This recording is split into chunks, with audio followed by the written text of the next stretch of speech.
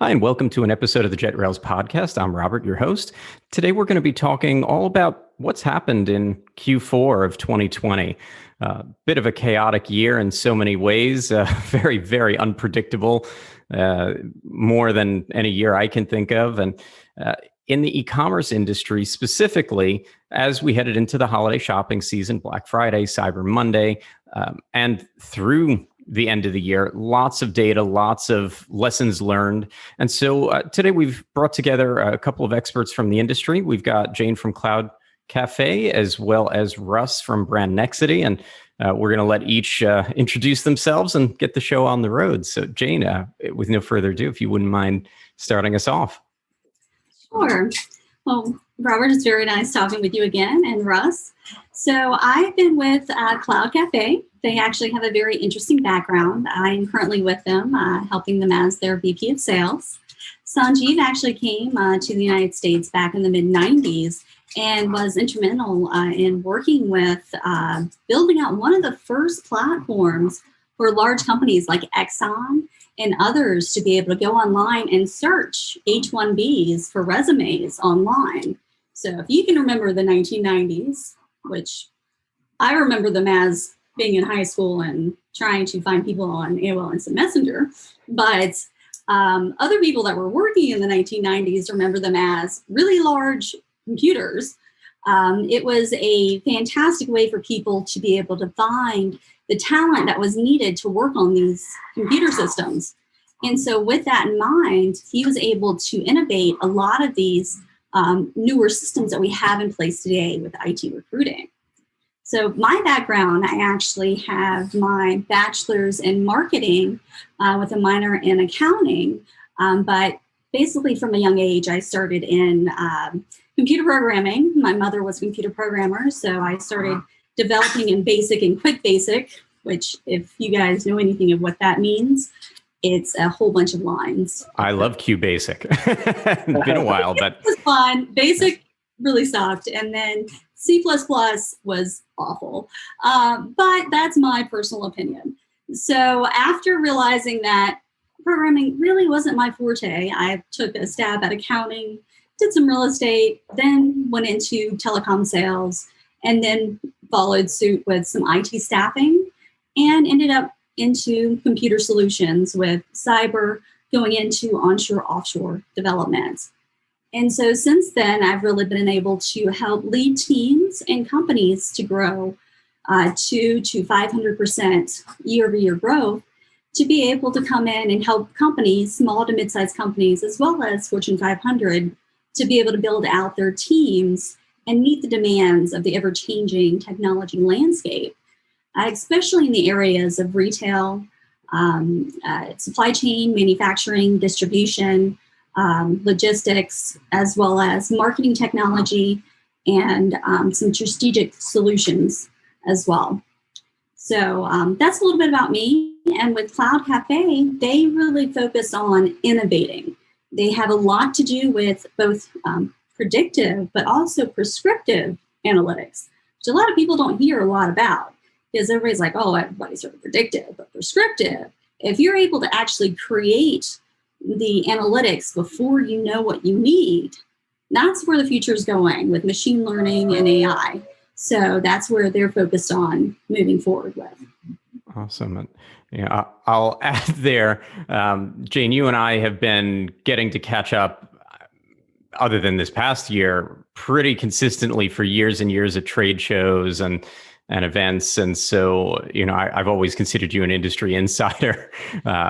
You've managed lots of partnerships and relationships in the industry, and, really great to finally get you on the podcast. And with that, Russ, I'm going to turn it over because I can say some pretty similar things about you that I know you have a background that goes back into the merchant side of the industry and has really helped to springboard you to where you are now. If you wouldn't mind telling us a little bit. Yeah, sure. Thanks, Robert. So as Jane said, really those early days of internet is when we got started. Really right back in around 1999 is when I got into kind of business on our own. But I worked for a company in '97. Really the early days of the internet. Kind of seen those evolutions over the years, whether it was marketplaces and people moving, their business onto websites, and the whole boom and bust of the popularity of platforms like eBay, and the rise of Amazon. Obviously, it's funny. Years ago, I remember somebody coming into my office and saying, have you heard of this Google company? I'm like, Google, what's that? And there was even a point when we said with Amazon, they had done Z shops, and they were trying to compete with eBay, and all of our business at the time was on eBay, and we were invited over there, and it was terrible. The sales were terrible, and we said that Amazon company is never going to catch on, if they keep up at this pace. And it's just funny to see the evolution, and that's kind of where we've been. Currently, I have a co-founder of an agency called Brand Nexity. We're a little bit of a hybrid company. We still do keep our roots in owning and operating some e-commerce websites of our own, but then we have clients that we extend those services and expertise to. So it makes us a little bit different because we're actually in the trenches with e-commerce every day for our own business. And then we get that broad experience of dealing with small and mid-sized retailers and some of the challenges that have come along. Even still today with marketplaces, but their own websites and algorithms, and the logistics this year, as we'll get into a little later, how cumbersome they've been. But it's a little bit about me. So been around for about 20 years. And Robert said, as he said, all the trade shows we get together and kind of have a good chat about what's going on in the industry. I think that some of that broad background, not that it's particularly hard to get into the e-commerce industry today, but knowing where things started and how they evolved and why sometimes gives you just a little edge in certain things, which I think applies to a lot of things in life. As I'm hearing about, the 90s and AOL and other things, I'm remembering being, on the internet with Prodigy and CompuServe and all these early services, and just how things have evolved through the years. And so I'm going to jump right in, talk about that evolution. This was an extremely unique year. Were merchants ready for the logistical challenges that Black Friday, Cyber Monday, and the holiday shopping season threw out at them this year, in terms of their e-commerce sites being ready, their shipping channels being ready, everything that went into it, or did each of you see any major hiccups along the way, or I don't want to say horror stories, but maybe challenges? Because sometimes these are good things. I mean, sometimes, in a lot of cases, companies, they may have had challenges, but it may still have been a record year. So, you take the good and the bad.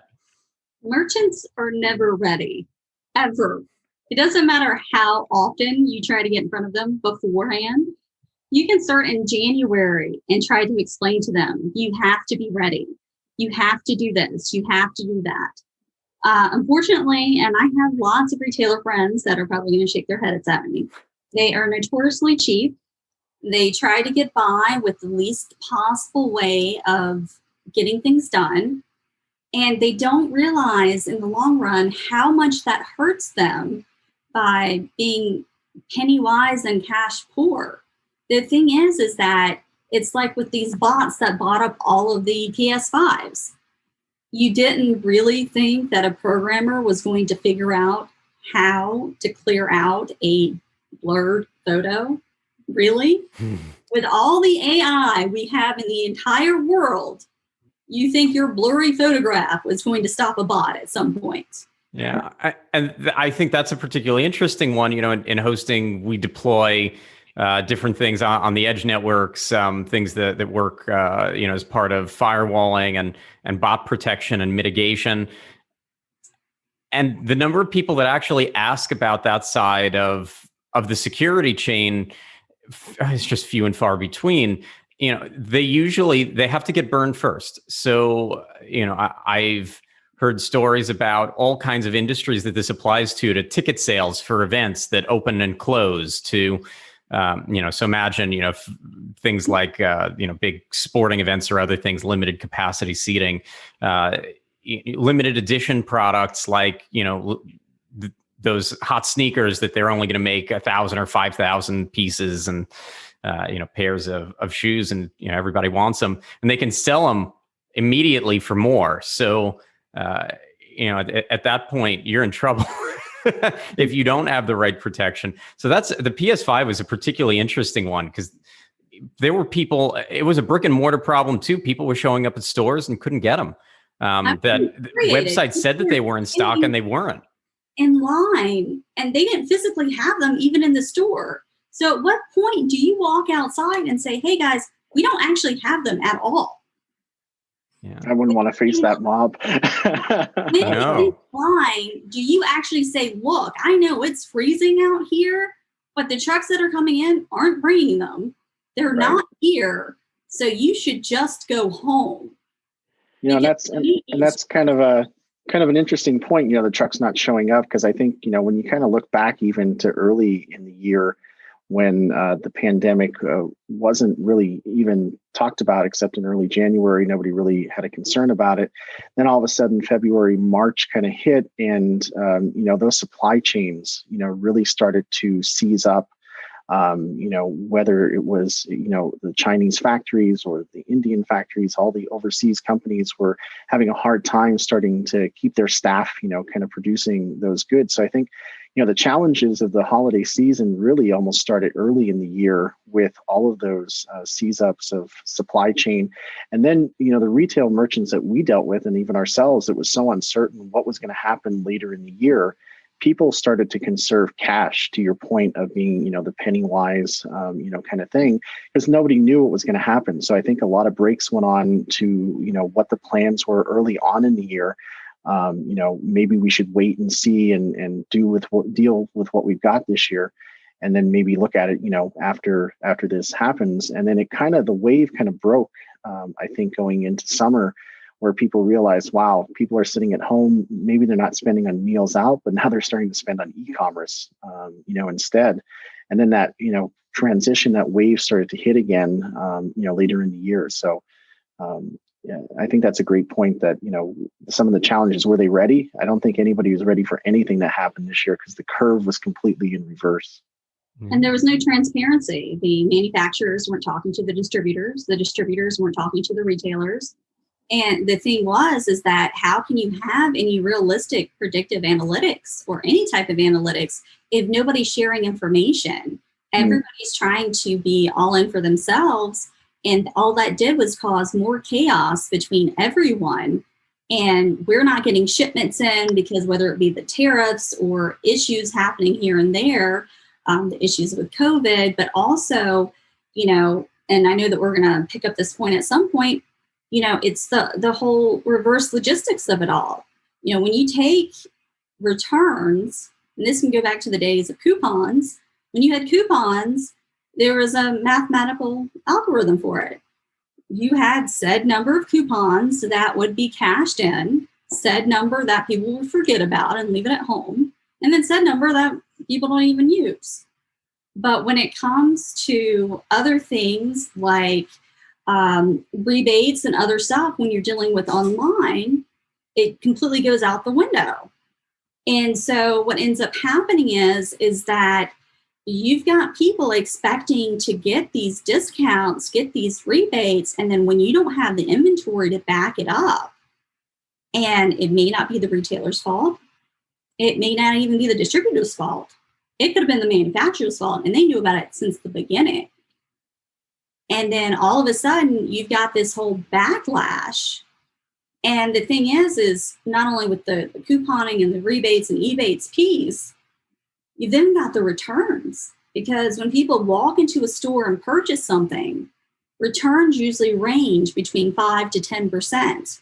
Because then you have to drive all the way back to the store, go through the whole line, get your refund. Maybe it'll be in cash, maybe it'll be back on a card, and that's it. But now, because everybody's home on COVID, nobody's going in and out of the stores, everything's getting sent through the mail, 3PLs, logistics. It's insane. And it goes from 5 to 10% to 15 to 40%. USPS quoted for this year alone roughly 37 billion with a B in returns. And who's checking those returns? Are they actually sending back the products, or are they just sending back an empty box with a label on it? Did they break the product and then just decide to send it back because it was within 30 days? Or was it going back to Amazon, who gave an extra 60 or 90-day window? So, and so that's actually an interesting one. And there's a lot there for us to unpack, but I'm gonna go right into that into that returns process, because we know that that's a long-term issue in the market. Russ, I know your team has been working to solve that for yourselves and for different merchants over time. What does that look like when it comes to you're using Amazon FBA or some 3PL, and now it's time for the returns. And do we even know what's happened this year yet? Because Amazon extended the returns window, as Jane mentioned. So there may still be more product getting returned. Can merchants even do the math on 2020 yet? Yeah, and that's really interesting, because there's still even a backup in delivering packages. I know that I'm still waiting on a package that was shipped on December 15th, is sitting somewhere in San Diego, California, and hasn't made it here. And we're seeing that with different merchants, especially ones who have used post office, as you mentioned, USPS. Their network, is so backed up still to this day that you may not know the real impact of those returns that are sitting there. I know in dealing with customers, the customers are looking to the merchants to make up for the sins of the carrier. And not only does it become a returns issue, but it becomes a customer service nightmare and customer retaliation kind of issue. Because at the end of the day, the merchant is the weakest in the link of, even something like this. Because if, I complain, PayPal's got my back, or my credit card has my back, all I have to do is raise a chargeback against that merchant. And, merchant doesn't really have a prayer when those trackings are updating. So I think this year in particular, we're not going to know the backlash for a little bit yet. I think, there's extended windows. It's early in the year.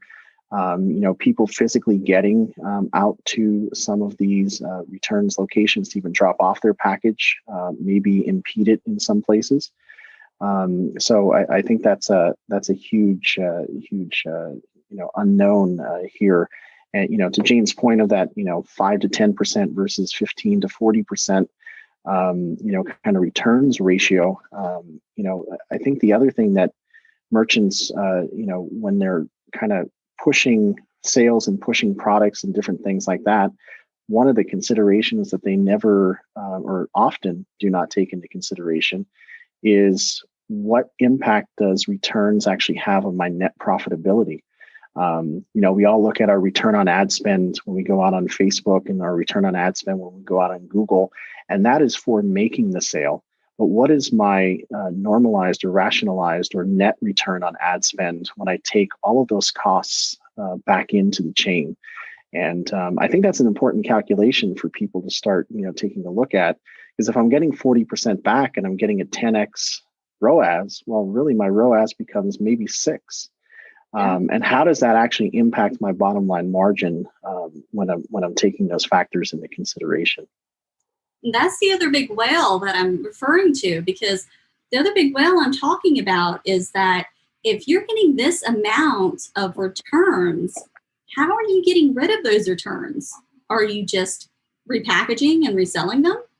Are you liquidating them? Are you sending them off to things like eBay? Because I believe that we're going to have a lot more secondhand marketplaces popping up. Like there's one called ThreadUp that's selling, gently used clothes, right? Mm-hmm. Which I think is a brilliant idea, because most people decide to wear clothes a few times and get rid of them, right? Because there was certain things that came out like Stitch Fix and, those beauty boxes and stuff, which made absolutely no sense for me. Of course, I have to admit, I was one of the first people that signed up for them. And after like 6 months, I'm like, I don't need any more shit. Like, what am I supposed to do with all of this? Like, I don't need more pants. I don't need more shirts. Like, what am I supposed to do with all the rest of it? There was no way to recycle or give, or, I would give to like the Goodwill and stuff, but there's certain places, which I didn't even know this because I tried to give away my stove and fridge and stuff when I went to, when I bought new ones. But like the Salvation Army doesn't accept appliances. And I don't think a lot of people know that. Even if they're working, they don't take them. And so and so then this just becomes a whole bunch of waste. So all these samples and other things that people are thinking, oh, these are great, these fat, fib, fun, whatever they're called, boxes that are coming out for people to sample all this stuff. But then after you have these subscriptions for long periods of time, all you do is accumulate waste. Well, that's a good point. There's no returning that stuff, when it's in the boxes. And on that waste front, we deal with several international companies, and Amazon, as you know, is a direct-to-consumer almost marketplace now, from manufacturer. I almost like to call it thread-to-consumer, because they're the manufacturers, they're the distributors, and they're the retailers, kind of all in one. Except some of them only have bases in China or someplace overseas. So they drop a container in the United States, and if it doesn't work, they're often just paying Amazon to throw it in the trash. What they're doing, the trash. Yeah, I think that, can we brand that D2L? Is that direct to landfill? Is that the next channel that's opened up that people haven't realized? Well, I think that's a good point. And the guys that we deal with, they'll admit that it's the margin is built in to throw away that 40% that you're talking about. So the consumer is paying the actual end cost of taking 40% of what doesn't work, 40% of what gets returned, 40% of what doesn't sell, and subsidizing the seller to pay Amazon to dig up, it's like the ET tapes back in the day, right? When Atari just dumped, all the ET tapes because they couldn't get rid of them. We're in that new era where there's so many ET tapes out there that are failed products, that are, products that got returned. And, there was an article I just pulled up from Robinhood Snacks they send around, for the investors. And Amazon's policy this year, a lot of times, has been throw it away. I don't want it back. Yeah. I think that is a problem when big companies also put that. We used to call it a field destroy, and it was a rare occasion. And it might be something that was so beat up or so used that it wasn't worth getting it back. So it was cheaper to have the customer keep it and throw it away. But obviously, I think you were alluding to it before, Jane, that leads to abuse. How many empty boxes have come back? Do they even open up some of those boxes? And what's the excuses for customers actually returning stuff? One of the things that we see all the time is that if it's damaged, Amazon gives you a free return. But if it's something I didn't like, you're paying to send that return back. So customers, hopefully there's no white liars listening to this podcast. Item not as described, item broken, or item arrived too late. Those are my three.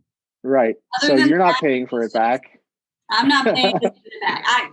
But I'm like a gold, platinum, or black card member with Amazon. But you know what's funny is I've gotten packages where I've had several items in it, and I'll be missing an item.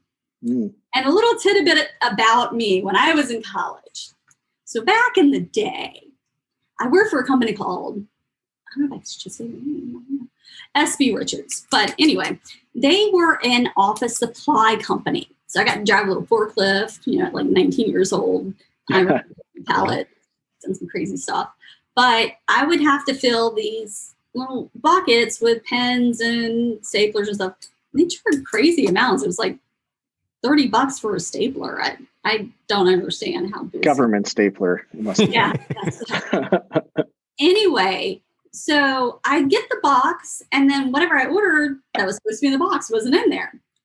Amazon, especially when they start using their own logistics companies, then stated, oh, well, it said it was delivered. There's a picture. So I live in a condo building here in Tampa. So there's a picture of a crate of boxes, and my box is somewhere in there. And they said I needed to contact the Tampa Police Department to let them know that my $5 item was missing and to file a police report in order to get refunded on said item. Wow. And I was like, are you kidding me? As much money as I spend with you guys and somebody forgot to put the thing in the box and I'm going to go file a police report? No. There's something wrong here. But like you're saying, though, I have a feeling that they're having multiple people just send back empty boxes or doing just random stuff. And Jane, so I think I know where you're headed with the one item was missing from the box, because that can be a challenge with some of these systems. I've seen at least at one point where the automated systems have a hard time handling that. It's like, did you get the package? Yes or no? Well, the logic isn't there to say that the one item wasn't in the box with the others. Exactly. Yeah.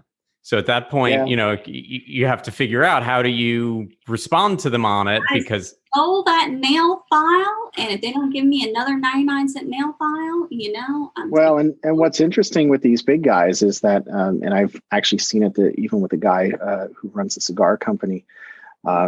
There's sophisticated systems now that if you know all the weights, and the box gets double weighed, right? It gets scanned in. They kind of have that picture of it, and it gets weighed on the way out. But to your point, there's a lot of maybe unscrupulous players in the chain of custody after handoff that ends up, causing these issues, whether it is somebody who stole it on your step or, if your bubble mailer was slightly opened, somebody had their, fingers in the cookie jar. It could be user error. There's so much stuff crammed in there I could have thrown away by accident. Who knows? It could have been the operator too who stuffed it to begin with. That's true. But I think that what I'm hearing is that if we really want to take down Amazon's marketplace, all that we really need to do is tell everyone to go start sending bricks back in the packages of the exact right weight, and that'll take care of business, right? Well, Bezos recently stated that he plans on Amazon going bankrupt sometime soon. So if that's some foreshadowing, I'm a little worried, because if, Tesla didn't donate any money to charity last year, or it was $870, and then Bezos is planning on going bankrupt, I'm not exactly sure what's happening in America today. Oh, those are good questions. Not ones that I'm prepared to answer today, but good questions. So we've talked a little bit about the logistical challenges, and some of these are long term. I mean, forever companies would import from overseas, bring in containers. What they couldn't sell to, let's say, firsthand retailers, or what came back from firsthand retailers, let's say from the Macy's and Bloomingdale's and and Saks and Nordstroms of the world at the time. Maybe they pushed at a fraction of a price over to TJ Maxx and Marshalls. And there are umpteen ways that these things happen, or they sold to additional markets, maybe, outside the US, where they could get something for it. And so in some ways, I think that this is a little bit of a pivot and an exacerbation in terms of what we're seeing, but it's not necessarily revolutionary. I think that, one of the other trends that I saw this holiday season, e-commerce merchants, in terms of their traffic, a lot of them, not all, but a lot of them had increased traffic starting around March and April, if not at least, into the summer. And different industries, there were waves of increased traffic as people were not shopping in store and were seeking online refuge for their shopping needs. And so there were businesses that earlier in the year just had traffic spikes and surges and had challenges related to it. Then by the time we got into Q4, when we got to Black Friday, Cyber Monday week, I remember that Wednesday, Amazon had a major outage, I want to say in Virginia. And so there were a lot of major sites down before we even got to Thanksgiving. And then Thanksgiving I think that a lot of these stores were already seeing spikes when normally some of that waits until Black Friday or later, and that some of these levels were sustained. So the predictability was different. And part of what I realized was the companies that thought that because they'd already been dealing with a surge in earlier months, that they were ready, weren't really ready. I saw some big names go down, and Jane, I know you shot over to me. It was Costco. I was just looking it up because I was trying to remember. There was Costco because what I think what happened is that a lot of people thought that everybody started promoting Black Friday at the beginning of November. Black Friday's here. We're having the sale all month long. Mm-hmm. It's just going to go all month long. And then as you got closer and closer to Black Friday, things got lower and lower. One thing that I actually personally noticed, the sales got better and better the closer you got to December 26th. I don't know why Boxing Day was the cheapest to buy stuff on this year, but worked for me because I didn't buy too much on Black Friday. I didn't have very much to buy anyway. The thing is that everything had been popped up for so long. And I think the thing with Black Friday and the whole chutzpah of it, and even with Amazon Day in July and stuff, is that people are wanting to wait in line. It's a contact sport. It's a thing that people are expecting to get physical with. You sitting online and waiting, if you've ever been on unemployment and you had to sit in a waiting line to get in to fill out your unemployment application, that's about what it felt like when you were trying to wait to get online to go buy something at Walmart during this time. Mm-hmm. It was really boring. So nobody was super excited to be like, oh yeah, I got this. Because the problem is the bots bought up everything anybody wanted before they wanted it. Nobody had any protections against the bots. And nobody even thought about it. I'm sitting here thinking it was like, everybody's talking about the Russians hacking us, China's hacking us, everybody's hacking everybody, but nobody's thinking about, well, what about tickets and, new technology? It's funny though, this year maybe increased that amount of, activity. People but bored. Those hackers were sitting around trying to find something to get off on. They had to be we've got to figure out a way to do something this year. The original was sniping on eBay, right? I think there used to be little programs that you could use to snipe on eBay that was in the hands, but now the bots are down to milliseconds. So those eBay bots, they would basically just put in those bids at the very last second to grab up the item without giving the other bidders a chance to beat them out because it was so well timed.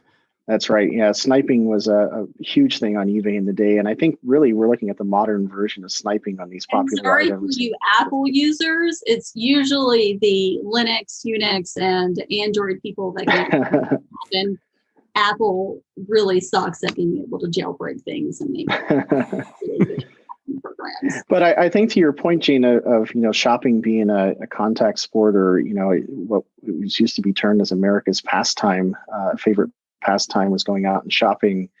That has declined, and I think some of those indoor malls, people don't like to feel trapped anymore going inside a mall and being there for so long. But anything off. So now you've got everybody on. I'm sorry, I am not up with TikTok. Maybe I'm too old now. I don't get the whole thing. I mean, some of them are kind of funny, I guess. But the thing is that you have people overproducing these videos, and you don't have people just being out in public showcasing items that they went out and purchased, which creates that envy, creates that jealousy, creates that want for these items. And because of that, it's not going to create the want and need. What it reminds me of is back in 2017, I remember being at Shop.org. And I was sitting at a round table, and I was sitting with one of the heads of Nike, and I think it was Nordstrom's or somewhere. Anyway, Nike had a certain pair of shoes for Dolce & Gabbana. I didn't even know Nike made Dolce & Gabbana shoes because, well, I don't like Nike shoes. I personally think they're too slender. I guess I have wide feet. I don't know. But even though as I sit here, I have a pair of Nikes on. But their in-store experience, you go in, they take you back to this very lush, plush room. You sit on like this little round couch. They bring you out some champagne. They unveil these Dolce & Gabbana shoes for you. You try them on, and I'm sure they're in the thousands of dollars. And so the guy wanted to understand how he could bring the in-store experience into the home. And I looked at him and I said, "Are you stupid?" I'm very candid, obviously. That's why most of my clients like me. And then probably the other half don't like me. Because but they make money, so it's okay. Right. Because why would you ever want them to want this in their home? You want them to come in the store because that's what makes them feel special. That's why Gucci and all these other places created these massive in-store experiences, because you want them there. You want them to feel special. So the only thing close you can get to this is an unboxing experience. And if you've seen the videos of unboxing experiences, yeah, they're kind of cool. You might have their name on the paper and on the box and all this. But if you're unwrapping, I mean, I've paid $3,000 for a pair of handmade Gemini Italian-made boots from Italy. They hurt my feet. I don't ever wear them, but I paid for them. The unboxing was nice. It came with a nice little bag. You stick them in and everything else. I've worn them like 3 times. But if I had been flown to Italy to pick them up and they like brought me out some really nice Chianti and we sat there and I tried them on, or some, Sangiovese, and, they wined and dined me and I put them on and I paid $3,000 for these shoes, you better believe I would have probably worn them more than 3 times than paying $3,000 and have them shipped to me. And not return them. I think that's a good point, is that, that in-store experience, when you go into that in-store experience, you're touching it, you're feeling it, you're adopting that product, and you're making sure that it fits, especially Kool-Aid. Right. It's not. And then it becomes more transactional online. So, all right, these don't fit, send them back. It's annoying, versus if I went out and I had the experience with my friends, I got the right pair of shoes, I'm going to wear it. It's actually fit right. So I think, from that return standpoint, and to your point of the shopping in the in-store experience, we have a chain of stores around here called Ollie's. I think there's 170 stores or something like that, and they're a closeout place, right? But they only exist as an exploratory shopping experience. You walk in there and they just got a truckload of crap, and you're like, wow, this is cool to dig through, right? And you don't have that cool to dig through crap experience. Yeah, when you go online. Garage sales, flea markets, right. There's something to be said for the experience. And I think that that's where omnichannel hit a little bit of a curve this past year, because there are benefits to having someone buy online, return in store. They come in the store, chances are you've got a good shot at selling them something. Or making an exchange or something that you didn't lose them. When we're dealing with e-commerce, maybe, on certain platforms and sites, they might choose a replacement item. They need a different size perhaps, and that's not too hard. A lot of time lost in shipping and what have you.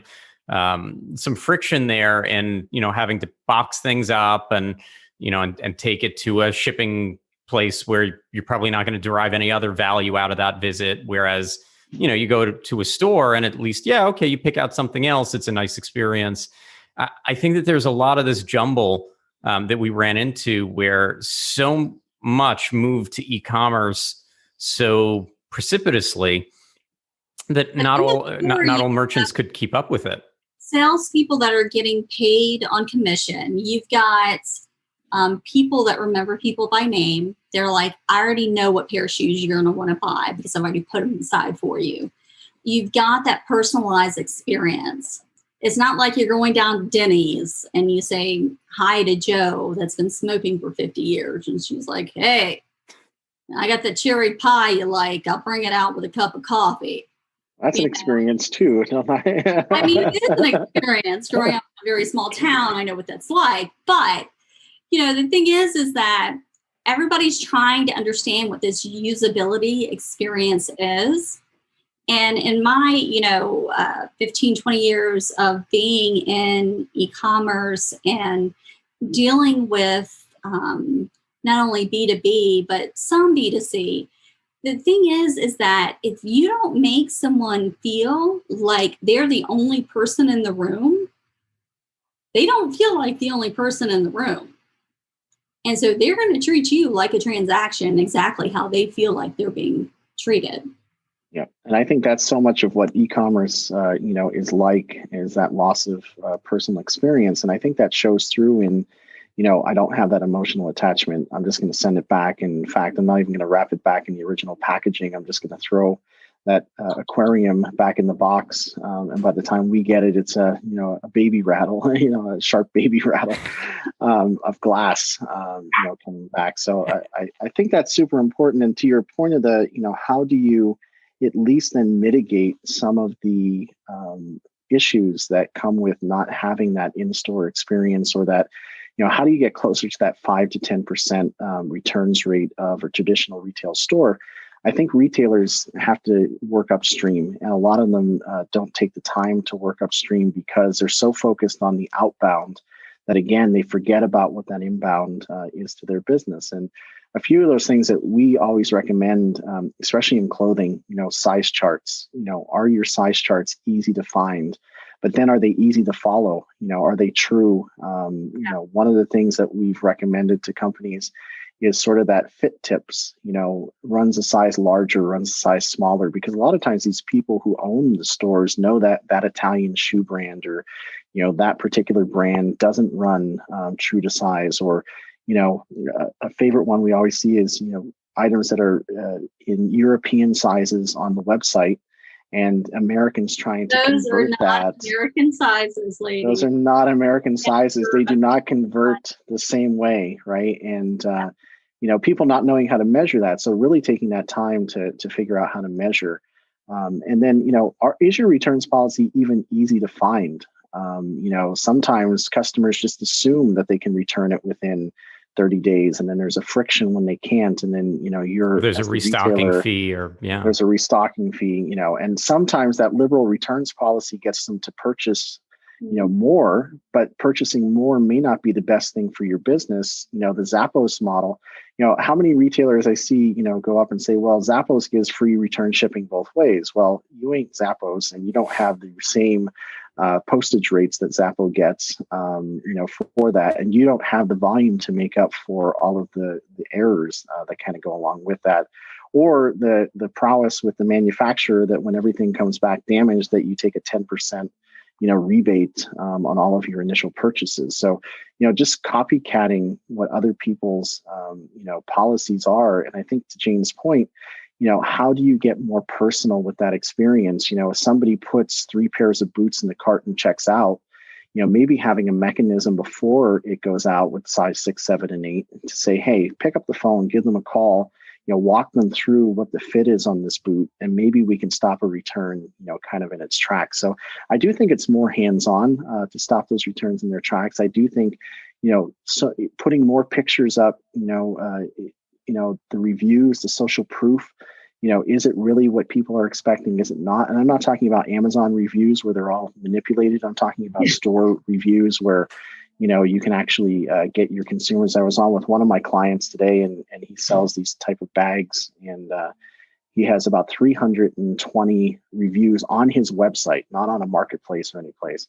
And it's about a $400 bag. And he said, people come back, and he told us, I read all 320 reviews before purchasing that, because he was getting that emotional kind of experience of what's it going to be like, to have that. So I do think that putting the stopgap in returns is one of the future ways that retailers should be thinking about, not dealing with it when it gets back and all the troublesome things that it causes, like landfill issues and warehouse backups. And, I got to refund you right away, even though I've got a pile of returns that are going to take me 30 days because the customer, if I don't refund them, is going to be upset. And then when I finally get it, I have no recourse against the customer. How about stopping those returns? And you got to stop the chargebacks, because if you don't take care of that customer, they've been trained to just call the credit card company.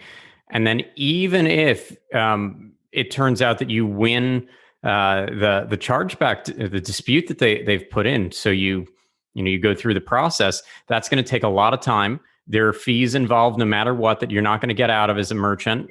So it's a lose-lose already. And I end up with a chargeback percentage. The credit card companies have the right to raise the rates for companies who have too many chargebacks. Absolutely. So to that, or you can even lose your merchant account if there's too many chargebacks. I think that the best way a lot of retailers can start to try and build true and honest relationships with their customers, unlike Hulu, who's now trying to help you design your own ad experiences, which is, I think, is a load of crap. That's my personal opinion. Is that they really need to try and do more surveys, actually try and have their employees care, because unfortunately for a lot of retailers, especially in brick and mortar stores, they just hire random people just to work the registers and not really care about anybody. Most of them aren't paid on commissions or anything else. And then, understanding this idea of having a red carpet experience or something else. And the only way it's really going to come down, in my opinion, is if it comes down from the top brands on the way down. Because the thing is yes, we're always going to have transactional brands. It's just the way it's going to be. Mm-hmm. People are going to be like, yes, I want Wet n Wild makeup because it's 99 cents and it works for me and I know how to use it. But then there's other brands that they know that they have something special, but the only way for them to get it out there is by having their YouTube videos or having their ability to contact their unhappy customer and say, well, how did you use it and how many days and what happened? But the thing is that the big elephants in the room for me that I really wanted to touch on today was, one, retailers realizing that they were going to have a lot more returns because of COVID, point blank. The fact that all of these sample boxes, butcher boxes, whatever boxes are going to create a lot more waste, and where is this going to go to? The uprise of a lot more marketplaces for used items, whether they be refurbished or just used, opened, or anything else, because loss prevention and everything else, insurance on these items and everything else is going to go up. How are they being disposed of? Is it just being thrown away? Is it being given to good causes? Because I personally think in the younger generation, they are looking for companies to look to give things to good causes, especially if it's been returned. I mean, if you're just going to throw away, you might as well give it to a good cause, unless it can be. And then really, how are we going to help logistics and distribution companies deal with all of this influx? Because, we all want our packages, but if you've got $37 billion of returns coming in at one point in time after Christmas, you've got a shit ton of things coming in while you got another whole thing of, we've got all of our W-2s coming out right now. Everything's got to get out by January 31st. So, there's so many big elephants in the room that nobody's touching. And unfortunately, in our environment in the federal government today, that there's a lot of fires that are happening that retailers and manufacturers and distributors and transportation companies need to take the illness on themselves to try and help define some of these solutions so that we're not all scrambling at the same time and just using the same methods we've always used to point fingers at everybody else. to that point, I think even the customer experience, that it was well said that transactional has a necessity, especially for certain types of products, certain markets, and Amazon is transactional. There's no relationship there. There's not a lot of education there for the shopper. It's not really a place to engage in a journey of discovery or to really, build up some kind of rapport. It's a place to find things and hopefully find some satisfaction with them. Once you sort of already know what you're looking for, where you want to be with it. Merchants with e-commerce sites can really have the opposite effect. And we've all seen businesses trying that for years. Now, there are the omni-channel ones that have brick and mortar. And so they can do a lot with trying to meld in-store and online. And that's fantastic. And, we've had podcast episodes on that, and that'll continue to evolve. But I think for those that are just trying to focus on how do they improve strictly their online store and the experience of it. I had someone on the podcast a few months back talking about using individual videos with shoppers, and they were giving examples like, someone that was selling gourmet coffee. I'll just peg it as. And they were taking videos as they were roasting the coffee and packaging it up for individuals. And this was your package of coffee, hand roasted. And there were others that as they were packaging whatever the goods were, they were, thanking the shopper and asking them to leave a good review. And the reviews shot up. And you have all of these things that just from investing a little bit of time and effort, just like you would in store with people on the sales floor, into the online channel. We've seen it for years with versions of live chat, not just the reactive live chat where someone takes the initiative to fill out a form, but proactive where you've got reps that are actually watching what someone is doing on the site, what they're adding to cart, how long they're on the site, what pages they're hanging out on, and proactively reaches out to them to help them and to offer assistance, just like you would in brick and mortar. That someone sees you're hanging around the $3,000 boots for a while, they're going to come over and help. That or they should find another job, because I would hope that management won't keep them around forever. But those are just a few, examples. The list does luckily go on. And of course, when it comes to shopping experience, things like, just the navigation, the speed, all these other things, the consistency of the site, all have an effect. I mean, circling back to, these big brands that had outages in Q4, working for a web host, we're very, very attuned to scalability and uptime. All of our auto scaling AWS customers stayed strong. We did a lot of load testing to make sure that people were ready for a lot more traffic than they'd ever seen. And those folks did great. We did see some folks at the last minute, for instance, which is unusual.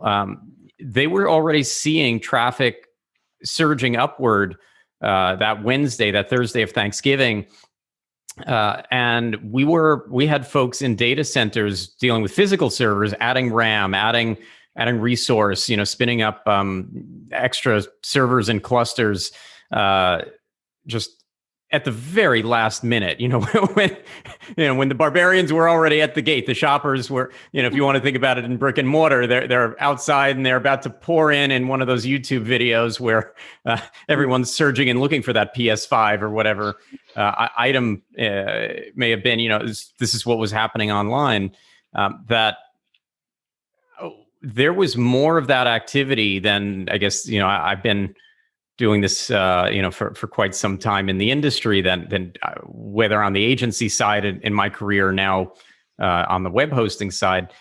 I was surprised to see just how this was happening. I mean, I think that, that our team really did a really good job of rising to the occasion. And there's always lessons learned, especially in a unique year.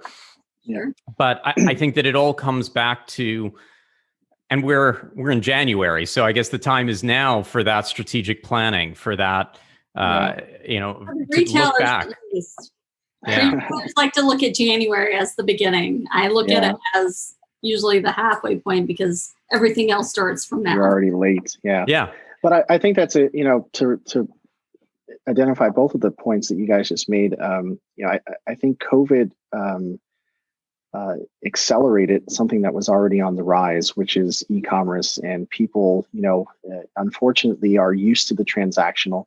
If you can stand out and you can elevate your brand to something that can be personal online in addition to the transaction, I think, there's a lot of room for competition to enter into your space of transactions like Amazon. But I think what COVID did was, in accelerating is it has increased, or it, I like to say habits are hard to make and they're even harder to break.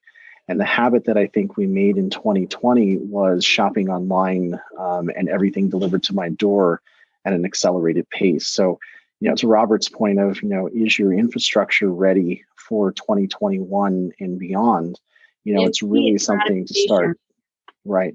And I think, from the logistics standpoint, getting more boxes out more quickly, and getting returns stopgapped, with those personalized experiences, with the information that's put online, working upstream this year, I think should be a theme instead of, catching the fish as they're coming downstream, right? Let's really work hard to get ahead of the curve of 2021 and 2022 and beyond. Because I don't e-commerce is not going away. Nobody will argue that point. And brick and mortar is not going to all of a sudden reverse course, but there's going to be a dance of extraordinary experiences that people want to have either online or in store. And when you have an extraordinary experience, you hardly ever have regret. To your point of $3,000 shoes, I'm keeping those shoes even if they hurt my feet because I got wine and cheese, delivered with them, kind of thing. And I would never walk back into that store and that guy who just spent 3 hours selling me shoes, he's not getting them back, because it would be embarrassing because I made that decision to take those home with me. But I do think that, better pictures, more online, reaching out to the customer, developing that rapport, understanding the customer that you're dealing with so that you can guide them in such a way. You don't necessarily need to sell more 99-cent lipstick or whatever you had mentioned. What you need to do is you need to sell less lipstick, better quality at a higher margin to actually make some profit. To your point of the Bezos model and is it sustainable with Amazon and different things. I think year over year, the infrastructure side, right, the AWS services has been more profitable than the product services. So how do you mix for us in web hosting? So I can only say that the demand only continues to increase. So how do you? So I think Bezos. The good thing about him is he's been evolving. Tesla, I'm glad I didn't buy a Tesla. Other than that, but if you take just to wrap that one thing up, if you take that Bezos model of putting together services and products, and they can do it with infrastructure and product retail, how do you do that in your business for what you're good at? If you're selling, lotions and massage oils, and you're coupling that with your, consulting business of how to lead a better lifestyle kind of thing.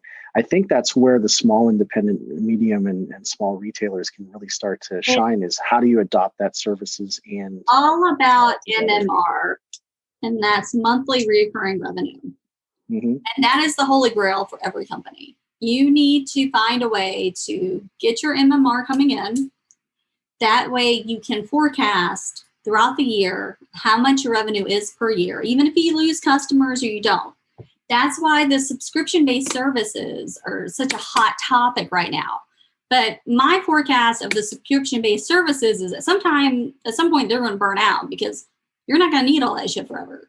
After a while, you're going to have enough hot sauce. I mean, and that started in mail order, really, where people would get, whatever the latest, record or cassette or CD was, or, they'd get their acne medication or, whatever big services that, that worked really well for that, and worked well off infomercials and other things, got people signed up, anything renewable, or that you're going to have a new product next month.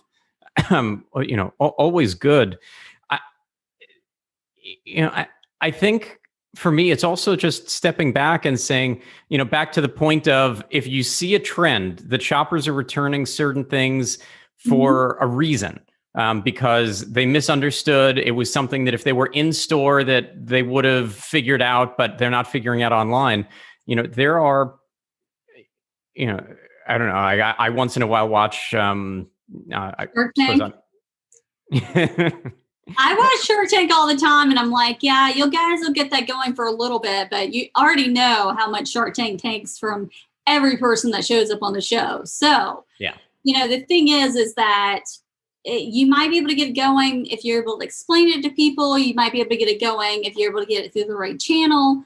But the thing is that you have to get people to understand. That's why anybody that has something that might be a supplement or something that's not as factual or as easily explained gets like booed off the show in the first setting.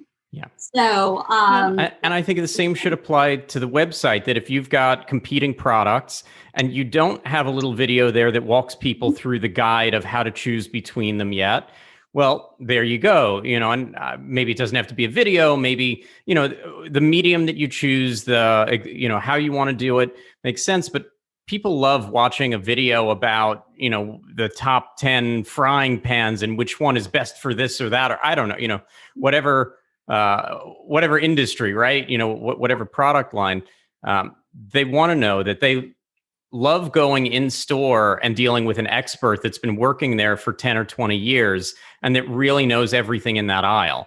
They want that experience, because when I go online and I have talked to someone via chat, and I know English is not their first language. And I have to say, I've worked with the Philippines, I've worked with India, I've worked with China, and I don't hold that against them. Mm-hmm. But if they can't get the simple meaning of something that I'm saying, I'm like, can I speak to a supervisor? Can I speak to someone else? Because it's not that I'm discounting what they're saying, but if I say something like Walmart and they're like, I don't know what you mean, we're not communicating on the same level. No, it's the same way that people that deploy chatbots. There are times and places, like if it's really there for tracking your order or something more simple, maybe that makes sense. If I'm trying to get advice on something more particular and I realize I'm trying to talk to a bot, it's just ultimately frustrating. What a waste of time that I'm not going to get back. So, you wrap up that experience real fast. Takeaway really are, especially on the B2B space, is that what I've noticed, especially a lot in the automotive aftermarket, a lot of the manufacturing, a lot of the true B2B space, is that a lot of them are creating their own online marketplaces. Because these places and their own online forums, because these are the places, let's say if you're an electrician, you can go to your own online forum and talk to other electricians and say, hey, what do you use for this? And you can say, I use these guys. And you can go to their website, see their marketplace, and purchase your items through there. And the great thing is that, Tech Data has been a client of mine for many, many years. They're not currently, but the thing is you can go to their website, you can see all the MSRP pricing. But if you have a contract with them, you sign in with your ID or whatever, you get to see your actual pricing, right? But they want to make sure that just Joe Blow going to the website can see what pricing looks like, because they don't want people to feel confused, like, why is all the pricing blocked out? But the thing is that, by manufacturers and distributors being able to allow their customers, their B2B customers, being able to go in and talk to other pros together, it allows them to create a community. And this is something that's huge, and it's been going on for years now. And it's something around Amazon. They can go and buy their stuff off Amazon, but most of the time they want to talk to their friends, and then they want to go to the actual manufacturer distributor site and purchase it from them because it's cheaper. It's cheaper. You can usually get a coupon or something else that you can't with Amazon. That you got it from the manufacturer and not from some knockoff or third party or whatever. Yeah, there's a big thing. A lot of reasons to shop direct. we all know the story of Amazon, what they started doing 5-10 years ago, where they started screwing over the retailers. They start saying what were the products that were selling out the most. And then they would go to China, make the same products, and then compete with their own customers selling the same products. I think there are great brands like Allbirds that have said, we're not going on Amazon for that very reason, or that remove themselves. Nike tested it out. I don't track who is and isn't day to day. Yeah, it's we've hit a lot of, I think, really good information. I mean, look, you've got, in terms of being ready for the next season, it's, you want to trust but verify.